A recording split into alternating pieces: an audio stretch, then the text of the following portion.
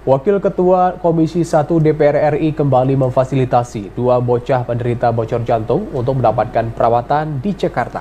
Kedua bocah penderita bocor jantung yang kali ini difasilitasi berasal dari Aceh Barat dan Pidi. Sebagai komitmen untuk memberikan pelayanan kepada masyarakat, Wakil Ketua Komisi 1 DPR RI Teguh Rifki Harsha kembali memberikan layanan kesehatan bagi dua bocah penderita bocor jantung asal Aceh. Kedua bocah penderita bocor jantung ini masing-masing bernama Hafiz Al-Farizi asal Pidi dan Ashifa Salsabila asal Aceh Barat. Keduanya berasal dari keluarga yang kurang mampu. Kedua bocah penderita bocor jantung ini harus mendapatkan perawatan intensif di Rumah Sakit Khusus Jantung di Jakarta. Selama di Jakarta, mereka akan difasilitasi akomodasi dan konsumsi sehingga pasien dan juga keluarga yang mendampingi tidak merasa kesulitan selama menjalani masa pengobatan.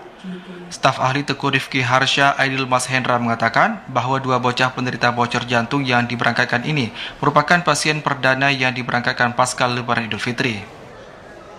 Nanti mereka ini hanya berdua di sana karena kemarin pas sebelum Lebaran itu kita sudah selesai semua mengobati, ada 30 orang yang kita selesaikan pengobatan bocor jantung. Sekarang ini adalah pasien yang 31 dan ke-32.